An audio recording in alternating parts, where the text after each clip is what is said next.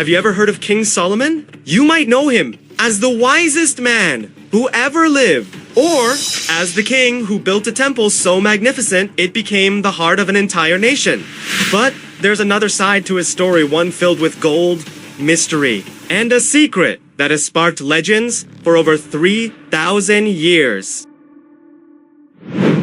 Welcome! Today, we're stepping back in time to a kingdom glittering with wealth, guided by wisdom and shaped by choices that still echo through history. Our story begins not with gold, but with humility. Solomon was the son of King David. Yes, that David, the shepherd boy who defeated Goliath. When David died, his young son Solomon became king of Israel.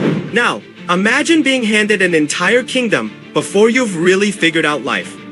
Solomon was nervous. He knew ruling fairly, wisely, and well was no small task. So one night, God came to him in a dream and said, ask for whatever you want. Most people would have asked for power, or riches, or long life.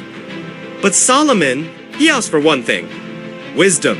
The ability to lead his people with fairness and understanding. God was so pleased with that answer that he didn't just give Solomon wisdom. He also gave him what he didn't ask for: unimaginable wealth and honor. And that's where our story really begins.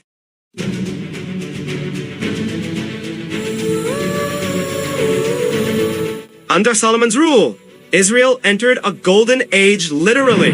The Bible says that during his reign, silver was considered of little value because there was so much gold. 1 Kings 10:21.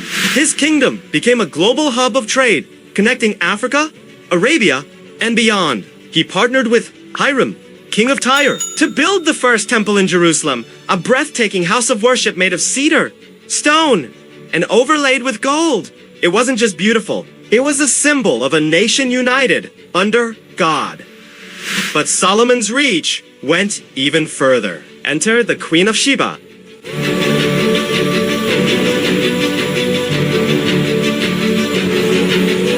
According to the Bible, this powerful queen, likely from what's now Ethiopia or Yemen, heard rumors of Solomon's wisdom and wealth. So she loaded up her camels with spices, jewels, and, you guessed it, more gold, and traveled over 1,000 miles to test him herself.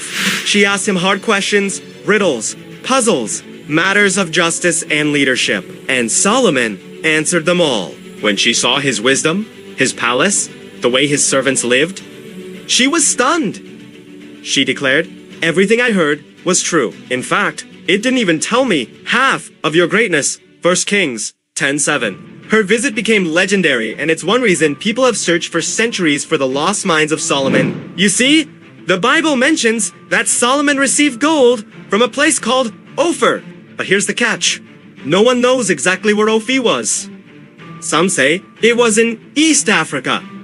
Others say Arabia. A few even suggests India, southern Spain. That mystery has fueled treasure hunters, explorers, and adventurers for generations. Some call it the world's first gold rush. And while no one's found definitive proof of Solomon's mines, the real treasure wasn't just the gold, it was what he did with it. Solomon used his wealth, not just for himself, but to build something greater than any palace, a home for God's presence among his people. The temple became a beacon of faith, a center of worship, and a symbol of divine promise. But here's the twist in Solomon's story, and it's a powerful lesson for all of us. As time went on, Solomon's success began to work against him. His wealth grew. His fame spread. He married hundreds of wives, many from foreign nations who worshipped other gods. And slowly, quietly, his heart began to drift. The same man who once knelt in humility before God started building altars to foreign idols. The wisdom that once guided a nation gave way to compromise. The Bible puts it plainly. His heart was not fully devoted to the Lord his God. 1 Kings 1:14. And so, despite all his brilliance, all his gold, all his achievements, Solomon's legacy became a cautionary tale Because true greatness isn't measured in wealth or wisdom alone, but in faithfulness. So what's the real King Solomon's secret? It's not a hidden map, too. Lost gold. It's not a formula for instant success. The secret is this.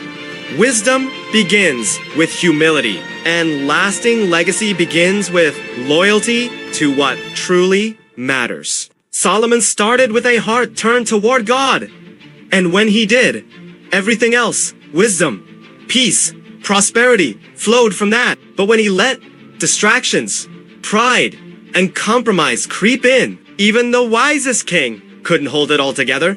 Maybe that's why people are still fascinated by Solomon, not because of his riches, but because his story is so human. Full of highs and lows, brilliance and blind spots, faith and failure. And if you've ever felt pulled between what's easy and what's right, between chasing success and staying true to your values, then you're walking a past Solomon knew all too well. So as we close, ask yourself, what are you building your life on? Gold? Fame? Or something that lasts far longer? Thanks for watching. If you found this story meaningful, share it with someone who could use a little wisdom today.